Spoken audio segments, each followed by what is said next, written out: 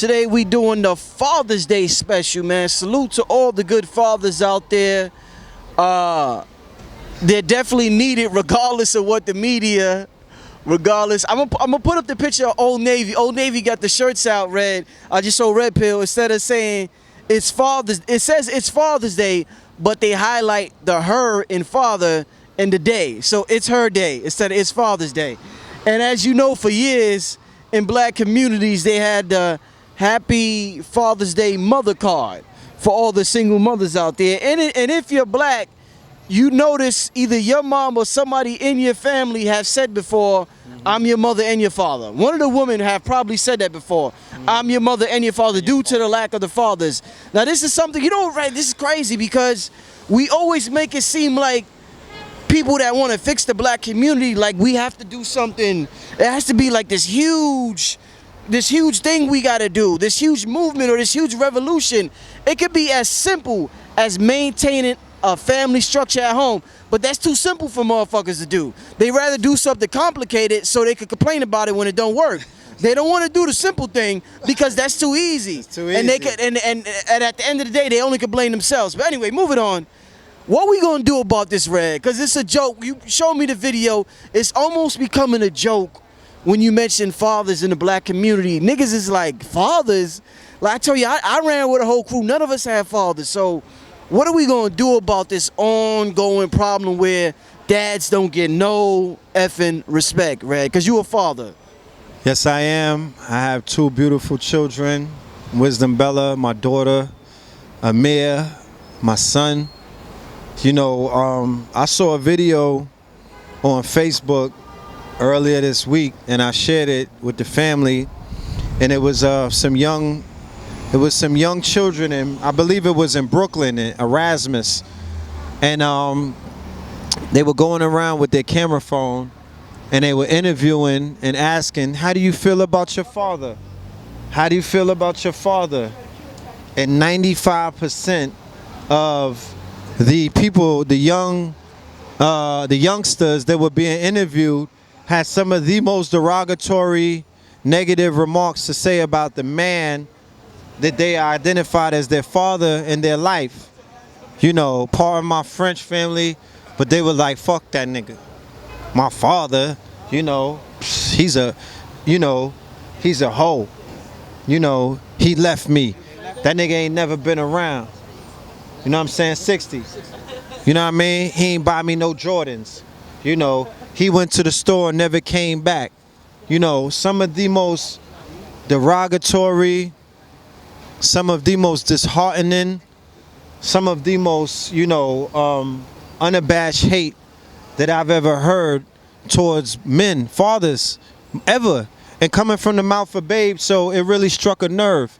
When I heard that, you know, for one, is dealing with psychology and how, you know, the neurosis and some of the psychosis that not only the adults are going through, but also the youth.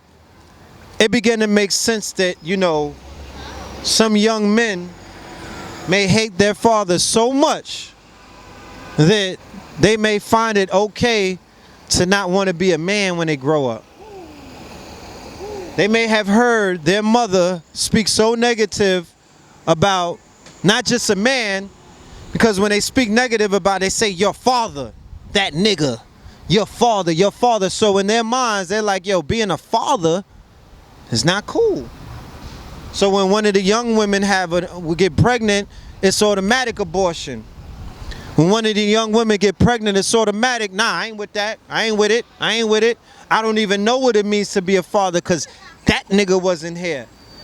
When the concept, when their hormones kick in and they decide that they want to have sex, or when they decide that they want to get into relationships, they may begin to entertain the idea of being with another man based off of some of these, you know, some of the programming that has been done throughout their childhood.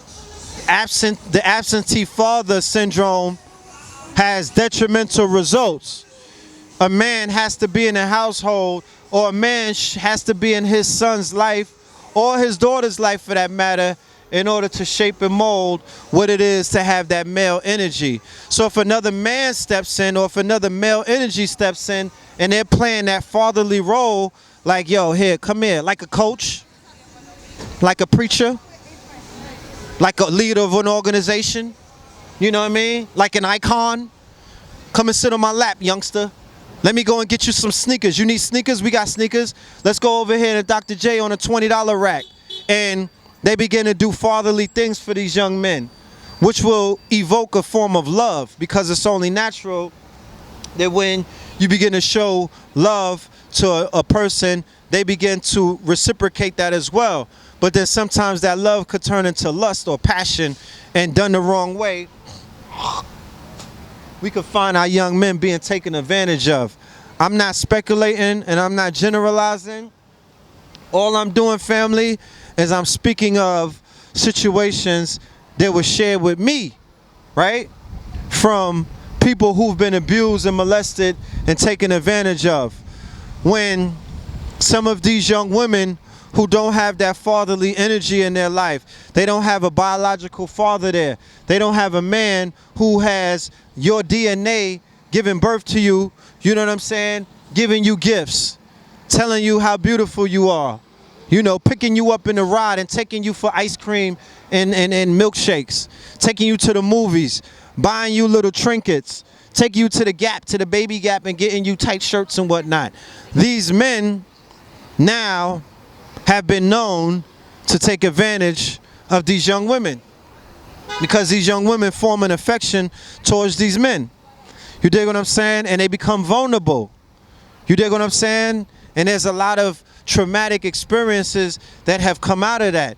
Now, on the flip side of that, you have men who are responsible, stepfathers, uncles, friends of women whose fathers are not there, and their intentions are pure, and they've never violated the children, and they've never done things to the children that has basically been, you know, horrific and demonic and things of that nature.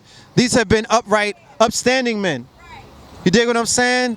And you have to salute these men. These men are needed. You dig what I'm saying? These men are needed because, peace, God, because it's undeniable at this point. I'm not talking about what was going on in Kemet. I'm not talking about what was happening post-slavery. I'm talking about the 2000s, the 21st century, that we cannot run from the fact that at the end of the day, we have to come up with a viable solution to the missing daddy syndrome, the missing men that are not in the families, that are not on the scene, that are not here raising these young men up. Like that, you can't run from that. And if you are honest with yourself and you take a look into our communities right now, or you take a concerted, you know what I mean, effort to look into our societies, you could see what are the detrimental results of that energy not being there, family. You dig what I'm saying? And it hurts. You know what I'm saying? I ain't gonna cry on camera, you know what I mean? But it hurts. It's cringeworthy. It's worthy of a tear at this point. You feel what I'm saying? It does not feel good. Because, you know, Rich is asking me these questions, but I don't have all of the answers. I'm gonna keep it a buck. I don't have all the answers. So that the weight of that question is so heavy at this point that I don't even know. Because I would say, yo, you know what? The men need to get together as a brotherhood. We need to build up a community in order for these young people. But the men are traumatized. The men are affected. The men have emotions that are not man-like. You get into one argument with these niggas and they want to sabotage everything. Oh my goodness. Oh, I'm done. I'm gone. I'm like, nigga, are you serious? Like, where's your manhood at? Like, the men have emotionalism issues that are worse than everybody else. They don't stick together. They don't respect the concept of brotherhood. They don't respect the concept of getting together for the bigger picture because the babies are suffering. They don't understand the concept of the village. When my daughter was born, one man, brother by the name of Amun, Marcus, salute to him. When I came into New York, he gave me $20. Other than that, my brothers, all of these niggas who said that they conscious and they down, they didn't even say, yo, congratulations. No brotherhood. That shit broke my heart, family. When I had a baby shower for my son, nobody from the community showed up. None. And my son's mother was looking at me like, these are the niggas that you sacrifice our family for? That's what we dealing with. So we don't even understand the concept, not only of family, but of brotherhood, because it's going to take the brotherhood. It's going to take a lot of us coming together. Then you look at these organizations where we come to find out that they was molesting these young boys. So even in the organizations, when you want to join the organizations to build up a brotherhood, to build up a fraternal order, they compromise. So what the fuck are we left with? What are we going to do? Then when you look at the gangs are eating their own youth. The gangs are like that Roman, like who is that, Zeus? Who ate his children and shit like that? These niggas is eating their own. And they damaged and they traumatized. They're dealing with unresolved things because they had to bury their homies at 13, 14, 15. I had to bury almost 100 of my friends all the way up from 11 years old up into now. It's trauma. So how do we heal? Who's gonna heal us? Who's gonna help us? You dig what I'm saying? Look at me going on the elders. What elders could we turn to that's gonna help us? You dig what I'm saying? I'm not the one that's gonna throw the elders under the bus. I'm not him. You dig what I'm saying? I know that some elders messed up, but I know that this community is comprised of elders. So I can't say that the elders failed us because, goddamn it, the conscious community is built off of the shoulders of the elders. Marcus Garvey was an elder. Dr. Ben, Dr. Clark, Dr. Sabi, all of them are elders. So they took their time. They died blind and broke and all kind of other things in order to help us. So salute to them. I got one more question, Red. I know we don't have a lot of time for this segment. What do you think? More and more people have been talking with people. They have been kind of wondering why everybody that gets on the camera, not everybody, but a lot of people that's getting on the camera within the conscious circuit or, you know, outside or within black culture, speaking on the importance of the black family, don't represent a family structure. That the man that's talking that doesn't have a woman. And all he's talking about black family. The woman that's talking about black family is not in a stable relationship. So it's like the shit is absolutely mind-blowing at this point, where we have a bunch of single people telling us how to be in a relationship. So do you think I guess a lot of people was asking, you know, I was even talking to Brother Polite about this, are these people qualified to speak on black family when they're single? Well, for the record, I'm not single. You know, I'm in one of the best relationships that I've ever been in my life with a sister who loves me dearly, you know, and is there, you know, as not only one of my best friends, but, you know, a healer, you know what I mean? And we're you know, we're doing good together, you know. I've been in other relationships that didn't necessarily work out. You know, do I sit down sometimes and contemplate the ifs and the whats and the how I could have made things and what could have happened if, and yeah, I do that. You know, it's only natural. Would I have wanted some of these relationships to work out so the family that we created could be stronger? Yes. Yes, indeed. You know what I'm saying? And that's part of my quest. That's part of my journey. That's part of my healing process. As we go along, things change. You know, you never put anything as an absolute. Now, the concept of speaking things into existence, you know what I mean? Where you might have a single person and they get up there and they speak about relationships and they speak about it with such a passion and intention, and they hopefully want to bring that into manifestation. I mean, you know, that is a concept that I've studied before. As you know, Rich, we studied certain teachers who talk about speaking things into manifestation and tapping in, you know, into your mind, and not only, you know, seeing yourself with a beautiful woman, but smelling her perfume, you know, tasting her lips, you know what I'm saying? Seeing her smile, you know, picturing yourself in the drop top with the breeze blowing through her dreads and all of this stuff. Yeah. You know what I mean? I respect that. You know what I mean? I know there's certain Those are all facts. Those are all yes, facts. I know Yes. certain people deal with that kind of mind science, right? But in this community, you know what I mean, where we have to be responsible to speak about that which we are living. You dig what I'm saying? Because that's the information that's gonna come out more pure. That's the information that's gonna come out. Like I could get on camera and talk about mountain climbing from a book that I read, and I could give you all of the, you know what I mean, the locations, the Google map coordinates of Mount Kilimanjaro. I could tell you the certain kind of rock that's on it, but when I actually climb it, you're gonna hear a difference in the way that I deliver the message. So if we up here talking about the importance of relationships and the black woman being God and what she means to you, well, you should be actually experiencing that, family. Right, right. You know what I mean? You should actually be living that. You know, because what it's gonna do, it's gonna come across more honest and more pure to the people that are listening. Other than that, you're doing what is known as speculation. You are actually giving out theory. You're living in theory, and at the end of the day, we've reached a point in the community where we past theory. We're into the phase known as knowledge, where it's applied science. So you're gonna get on camera and you're gonna talk about things that you know, not things that you think, right? So, you know, when it comes to certain things, we should speak about it from an aspect of honesty. Be honest with it. You know what I mean? We could speak about it from an aspect of what it is, our intentions and our will.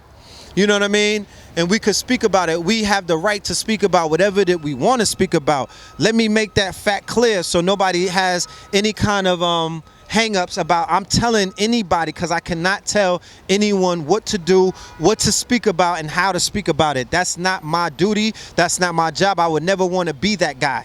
There's other people out here who think that they could do that, and that's what they was manifested and sent here to do. But that's not my job. You know what we gonna do real quick, Red Pill? We gonna ask somebody real quick, Red Pill. Why do they think Father's Day is such a joke in the black community? And we gonna see what they say. Word. You can grab anybody. Let's All right. How you doing, ma'am? Can I ask you a question about Father's Day, please? yeah, we gonna get some. We gonna get this young sister right here. Yeah, let's get the young sister. Let's get Said G. Said, can I ask you a question, Okay. good brother? Only in Harlem do you have the legends just walking up and down. Please introduce yourself, family. Mr. Red Pill. Yes, sir. This is Sat G, you know, Ultramagnetic MCs, producer and all that. He's so modest. Let's get to the question. We want to know, why is Father's Day taken as a joke in the community, the black community specifically? Well, that's obvious. You see it on TV. Manhood has been removed to begin with, so Yes. Father's Day is a joke. Yes. Half the men are Talk up just a little. half the men are feminine. You know, they running around. So what is there left of Father's Day? There's only like a handful of us left. We like dinosaurs. Father's Day, we're just doing a survey with the family. We want to know, why do you think Father's Day is looked at with disdain or ridicule in the black community nowadays? I would first, no problem. I would first say that, well, from the preconceived notion that they would like us to believe is that, our men is not good enough to be fathers and things like that, because what they want, how they would want our women to be is to be single parents. So now they can move in and they can procreate with our women, so their genetics can now have a chance to survive because they're at a minus procreation rate. And with that being said, like, they're trying to find any way, any scheme possible to say, okay, now we could get in. I mean, as you can see, we on 125th, and this interracial dating thing is becoming a new trend. And, they like to put out the propaganda that our men is not present, and that's false. They even like to say, like, our men don't know how to express love to our women. That's not true. So I think it's just it all falls into the agenda of, trying to homosexualize our men, feminize our men. Social engineering? Yeah. No doubt. Could the Empress speak Yes, as of well course. on that? Yeah, exactly what he said. It's a whole scheme to take us away from the real issues, to make it seem like we need one day to celebrate our men, to celebrate our people, our mothers, and all these things, when we don't subscribe to any of that, because every day is Father's Day. Every day is Mother's Day. Every day is Valentine's Day. All these different things. We celebrate our people every day to make sure they know that they're valued. We don't need one day to do that, you know, and that's just the stance. Thank you. Thank you for that. Yes. I'm in total agreement with both of the family. Roman holidays, going back to what we talking about earlier, when in Rome, conditioning our minds to celebrate the accomplishments or the contributions or the importance of the family when you cannot separate. What about Family Day? Why doesn't Rome have Family Day? Why doesn't Rome separate? What Rome does is divide. They deal with fractals. They take the whole, that's the European, the Uruguay mind state, is to separate. But like they're saying, every day, if I'm coming home with flowers for mama, if I want to come home and bring my father a new outfit, or I want to cook for the family, you know what I mean? Do I need a day on the calendar to express that? Do I have to be there on that specific day? And if I'm not there, there's going to be a loss of love in one's heart because I didn't make it on this Roman calendar date that they said this commercialized date to sell cards and candies and teddy bears, that I'm not there that day. Oh, you don't love me. You ain't here for mama. Mama, I'm there every day. Yes. Give thanks. Real quick, good brother. Okay. Give thanks, no doubt. All right. No doubt. We want to know, why is it Father's Day, or fathers for that matter, in the black community is not given as much love and as much light as Mother's Day? Well, it happens to reflect a historical plan that was put in place going back to the 50s, 60s, and 70s, where black men were thrown out of their home before they could ever even have the opportunity to survive when they were unemployed. And over the years, since black women became accustomed to raising their children, only because welfare for those parents with two-parent households, black fathers and mothers, and with the father was unemployed, he was actually thrown out of his house. Although this was the law of the land, there are some Latinos as well as Caucasian families that experienced the same disenfranchisement, but it affected us even more, okay, because we were the race that was fully discriminated against. And by the time we reached the 80s, 90s, and black women are so accustomed to being self-employed and being the head of their households, they would not in effect receive the consideration of even acknowledging the black man because he was often absent. I have a relative who said some years ago, back in the, maybe about 10 years ago, that the reason why some of the girls and her parents actually got pregnant in the 90s or late 80s was because they thought there would be a demise of black men with all of the black men going in prison.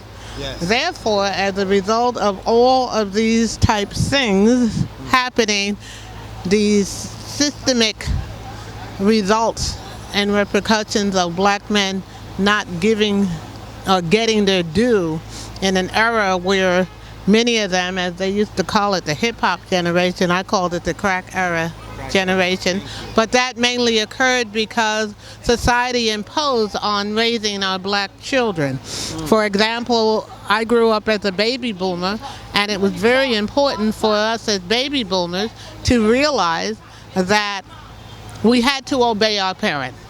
There was no discussion about whether we were going to school. They expected the best.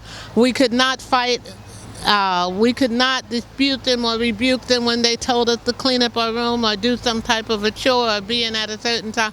We would be severely punished, from the spanking to the whipping, and that would create what we call the baby boomers being, I consider to this day, the most generous politically appealing relationship for young blacks who were aspiring to college and so forth as a result of the civil rights movement. We had what was called discipline. Unfortunately, the hip hoppers or the crack epidemic generation did not have to adhere to discipline. What it meant is that if you wanted to disobey your parent, the system said, you can't whip your child. You can't spank your child. You can't do that anymore. But what they designed is a system to allow our children to become what I wrote in a 1986 article, better known as the aggressive meek. They fear not because they know not what they do. And they know not what they do is mainly predicated on the fact that there were no controls. And as a result of that, by the 90s, we would get to the Jerry Springer generation, where parents would actually be beat on stage. Not only black children beating their parents, but going with their parents' lover, the whole bit, chastising them, refusing. So it's a system that has created what we call ill will for black men especially, but also the manhood of those parents who raise their children in what some call urban America, some call it the hood, some call it the ghetto, whatever it was.